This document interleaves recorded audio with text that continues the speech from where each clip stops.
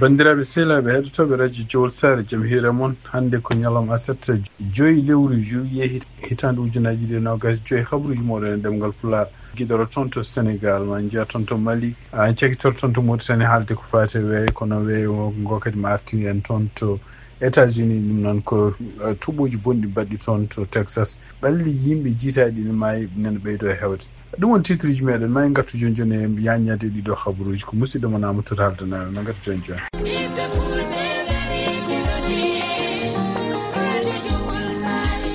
Radio Jowol Sare International dole lingu gondia kono dole Radio Jowol Sare ko hettuyankoɓe mum Amérique, Asie, Océanie, Europe, Afrique no keɗo Radio Jowol Sare International.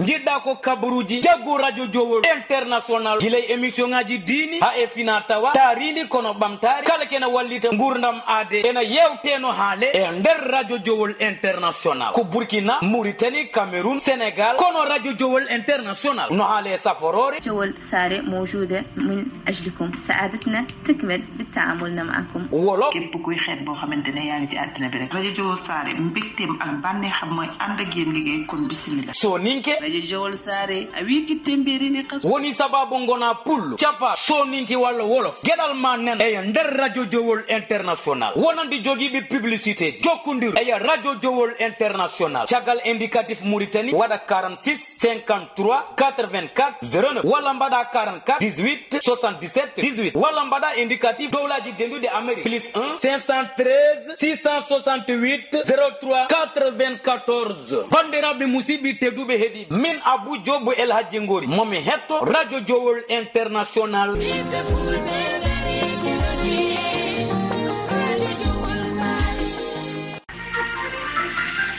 bandiraɓe sehlaɓe heɗotoɓe radio Jowol Sare jaam hiire moon mbiɗen ni hannde ko aset 5 lewru juillet hitande ujunaji 2025 guidduɗen habaruji meɗen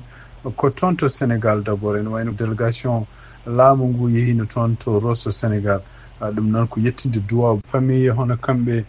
Talla Salo kanko oɗo suka Talla Keita mayɗo toon taw on saha woni koye juuɗe police sankare makko kadi addino fitinaji kewɗi toon to Rosso Sénégal ɗiɗon fitinaji kadi enone ko kanko Bachir Diomaye Faye nde warti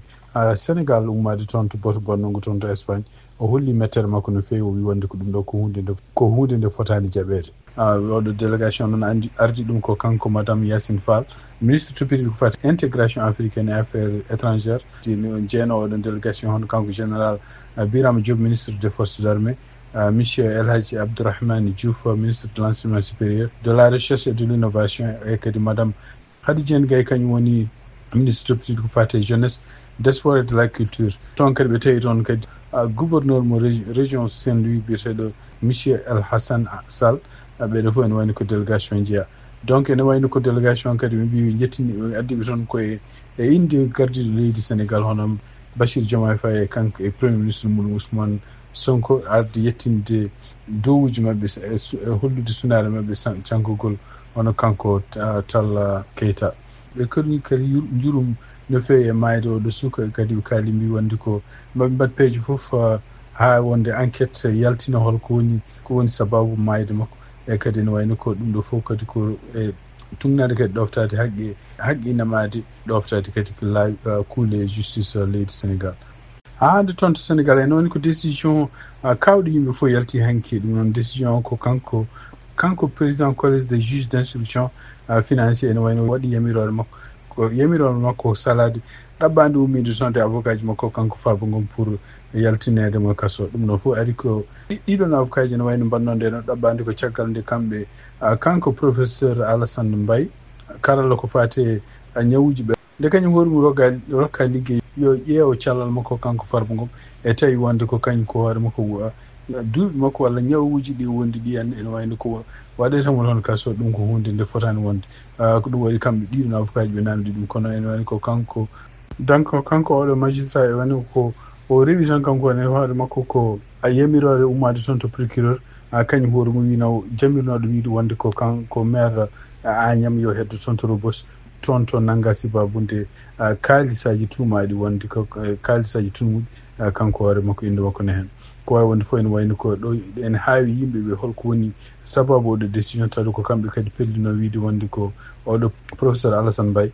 kañum hoɗum yo enquête donc pour le moment Farba Ngom hande nen woni toon to kasso ɗum noon o nanga ko won kaalisaji kewɗi kene wona 125 milliards de francs CFA taw ɗiɗon kaalisaji ko kamɓe scientifique jaltini ɗum wiya wonde ko kanko hoore makko mo jeeya ɓeɗon ɓe inɗe mumen goni hen tuumaɓe wonde ɗiɗon kaalisaji ko kaalisaji ɗi laaɓani hande toon to Sénégal ay tungnaɗe kadi habaruji jaltiɗi toon to Sénéweb ono kanko biyeteɗo Abdou Nguer o wawino arde kadi yesso juge ɗum noon ko ñalawma hanki 4 lewru juillet hitande 2025 e nde wayre toon nde ne wayno ko kanko Abdou Nguer o wawi gonɗinde wonde ko won haalduji kaalaɗi ko kanko haali ɗum kono e ɗiɗo haalduji o haalirani ɗum pour jogade anniya toñje walla ƴettade ardiɓe leydi Sénégal ko haalirno ɗum tan ko pour rentinde ɓeɗen walla ñaagade ɓeɗen yo kañumen koye men yo mbatta liggey ɓurɗo moƴƴude eyyi kanko Abdou Nguer kadi ene wayno ko wi wonde ko ala fof anniya moƴƴuki noon ko fati haalde ɓeɗen ko boni ɗum ɗo fof tugnade hande Sénégal ko haali hono kanko juge o wawi hollude Abdou Nguer vidéo ji kewɗi ɗi ganduɗa Abdou Nguer kañum hoɗum ne haala hen gueɗe ɗe ganduɗa ɗe moƴƴani taw huccirɗe ɗum koye gouvernement walla huccirɗe ɗum koye laamiɓeɓe ko wawi wonde fof e wano ko kanko affaire makko kanko Abdou Nguer gasani taw han tugnade hande Sénégal kanko Abdou Nguer kadi ene wayno ko mawo nodditi kadi pour namdede hol won haalluji ɗi o haalnoon e surtout e caggal nde kanko magistrat Mamadou Badio Camara gonnoɗo e conseil constitutionnel nde 5 ko jogorɗo heddade kaso kadi ha noddite kadi o namde kadi ko fati ɗiɗon haalluji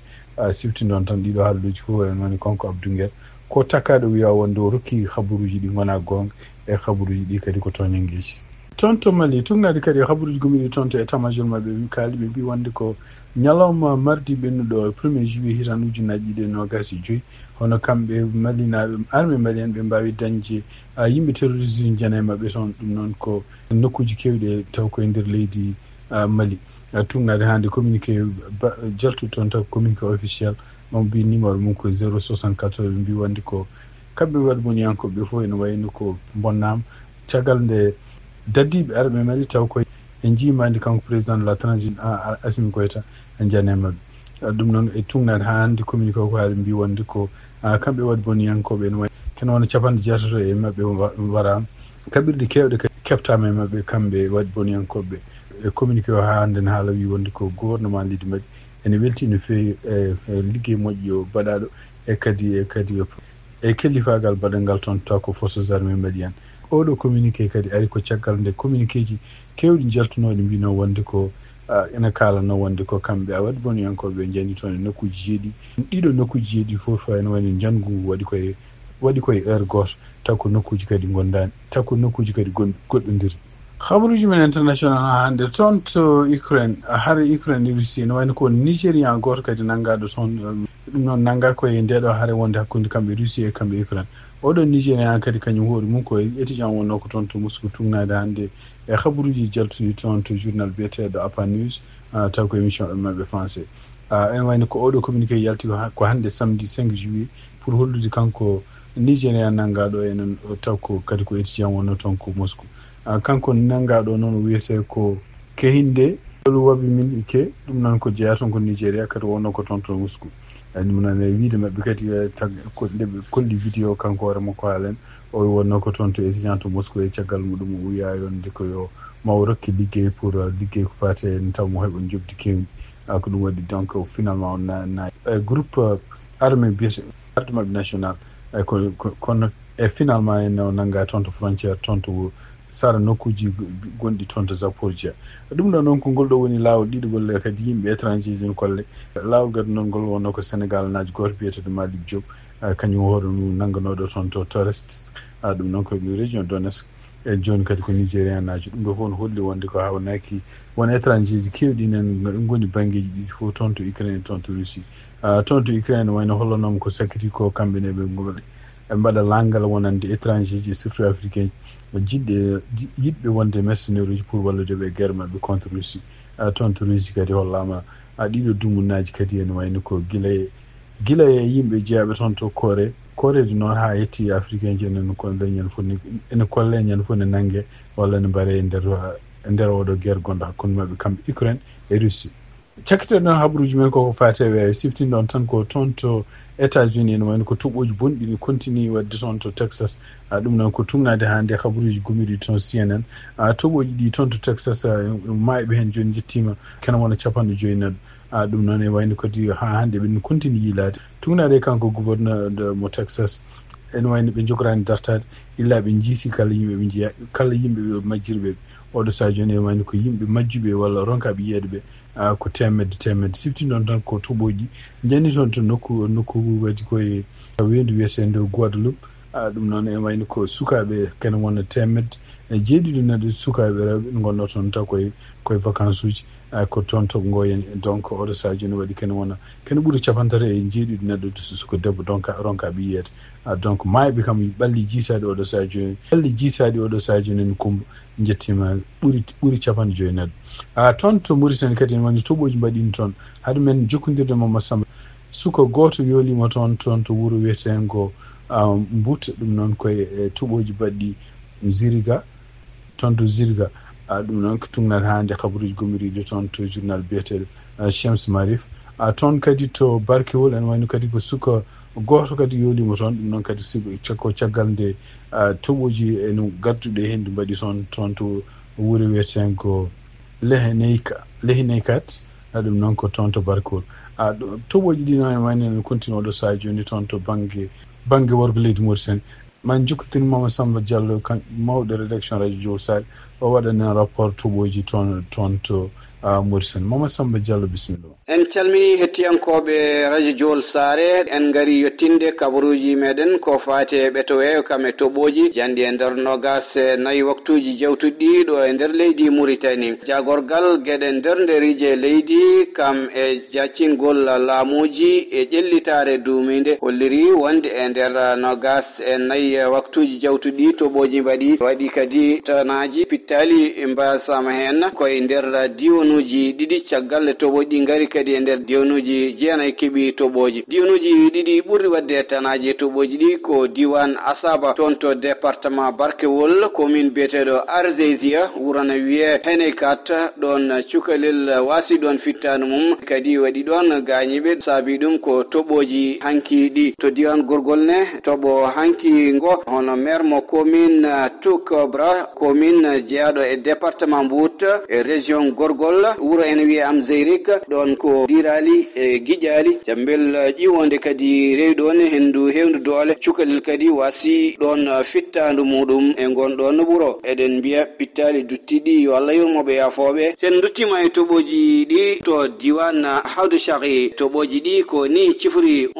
Arzik 17 mm mint Ahmed Dit 10 Amris 7 Hasi Baba 6 to diwan Hawdul Qarbi to wete Satta 55 mm طويل 50 mm أولاد تجدي 35 مثل غرفاف نوغاس go Shuwaifa Bangere ونوغاس نايليات سابوي go البيدية سابو بغداد سابو البيضة تاتي كتول ديدي عين فاربا 59 mm باغوينيت نوغاس جديدي الأنوار نوغاس go أمريشا نوغاس قلب الخير سابوي جوي بوسرويل جيغوم تنتان ديدي بيتشال جوي مليمتر توي ميرات نوغاس ديدي راسل خيمة سابوي جوي فولانيا جيناي كوبني نايا ديوان أسابا هل أميرا تونكو 9 مليمتر طفر بودرة 9 حامد 9 جيناي عريرة 9 مودي ملال نوغاس جوي طفر أكريديد نوغاس جوي أرويجا أهل بك نوغاس كيلا كو سابوي جوي بذلل كو سابوي جوي بابيرا كو سابو لغاذا كو سابو ودي طلاب كو سابو أفري أهل أحمد كو جيغوم أتلامين فلان كو جوي أذن فرس كو جوي كارال بيري كو تاتي أرزيزيا كو نوغاس سيديدي أتويشيت كو نوغاس أكواتيل كو نوغاس الويسي سابو جيناي بول حرز سابو القبرة كو سابو جوي تمبر كو من وتروجي سابو جوي سنهوري كو جيناي لبحيرة كو جيديدي باركول كو جيديدي دار العافية كو نوغاس أذرع أهل شبه كو سابو جيديدي تو كيفا لامورغو ديوان أصابا كو ko 12 mm toɓi ɗon to diwan gorgol ahal abdallah ko 90 mm awlad al haji 32 rakna 30 fummu gileta 30 mm aw sheykish nogas jeɗiɗi lemseykum nogas wulbagro nogas arzekite al hasan millimetre nogas oshkash millimetre nogas budame 17 al fadra 15 tarnakta adish 15 kara jemel 15 tintrama 15 rasu oshkash 17 udayl gharban 10 anwal bugadum 10 tumbuto boyd ko millimetre 10 moy brat ko millimetre 10 mbeydiat ko millimetre jetati ndamat ko millimetre jetati lorima ahl balla jedidi almani joyi bitik ahl yamani ko tati teccan ko millimetre capande nayetati jowol millimetre no gas kay haydi millimetre nay wulurame no gas nay dal haya sappo joyi robina sappo joyi miftah al khair ko sappo nay liksayba ko jeenay zere kay ko jeegom mongel ko millimetre jetati to diwan parakna melzam ko capantati la frey no gas joyi bababe ko millimetre no gas hayre mbar ko no gas lamreka ko sappo joyi netka ko sappo joyi balaw ko tati mel ko sappo go zagor ko sappo bel khaytair ko millimetre sappo sawab ko millimetre jetati gelwar jeegom azleyma ko joyi shagar ko jeenay bu hadida ko jeegom elega ko joyi libera ko sappo joyi fondu ko sappo joyi mbagn ko sappo sori male ko sappo bagudin ko joyi miftah al khair ko millimetre nay ana bin ko tati wending ko millimetre jeenay dar al khawa ko jetati dar al naim ko joyi kilometer sappo jetati ko millimetre tati sayal ko tati bogge ko didi abbe ko millimetre ji didi muno jeri ko millimetre ji didi to diwan na trerza butelmit sappo je didi albo adres sappo go millimetre to diwan adrar rak fir'aun ko millimetre nay to diwan taga ekfan dimmo ko sappo tati millimetre ashram ko millimetre tati lakray ko millimetre goto to diwan gidimak bulhayya capande joy e jeedidi millimetre digoni ko capantate tati medel laglalo ko capantate tati guray capantate go gemmu ko nogas jetati butanda nogas nay muslim ko sappo jeedidi wadnaje ko sappo jeedidi joguntro ko sappo joyi boruje ko sappo joyi jagili ko sappo nay jedida ko sappo nay hel isa baba ko sappo kumandaw ko jeenay bagdad ahl aliyat ko jetati senegal arabi ko jetati al harra ko jetati bota woni turulla ko millimetre ji jeedidi kabu ko jeegom senegal fulbe ko millimetre ji jeegom gujewol ko joyi sulku ko millimetre ji joyi tazkar ko millimetre ji nay islam ko millimetre ji tati warat e bilen ko millimetre ji didi ndo molli nyaaki ko capantati hore nyiwa ko capantati ndo molli hel musa ko millimetre ji nogas joyi bujubay ko millimetre ji nogas didi wul jadda galo ko nogas go bo anza ko sappo jetati shalkhata amur ko sappo tati goynit ko sappo didi wad jirid ko sappo al adla ko jetati le klaybiya ko millimetre jeegom wulyenje ko millimetre nay hasi bagral wad ko nay hasi sidi ko sappo joyi sil babi ko millimetre ji sappo kenel jubbay ko millimetre jetati wulum bonni debay jofnirten don ko millimetre ji didi eden biyatan dido toboji yo taw ko beldam yo Allah suranen tanaji e musibaji beyoji hettiyankobe radio jol sare en dokkondiri aadi e ko fay arde e kabaruji meden betowe kam e toboji do handen yo jam jogumi jogo on wassalamu alaikum wa rahmatullahi ta'ala wa barakatuh.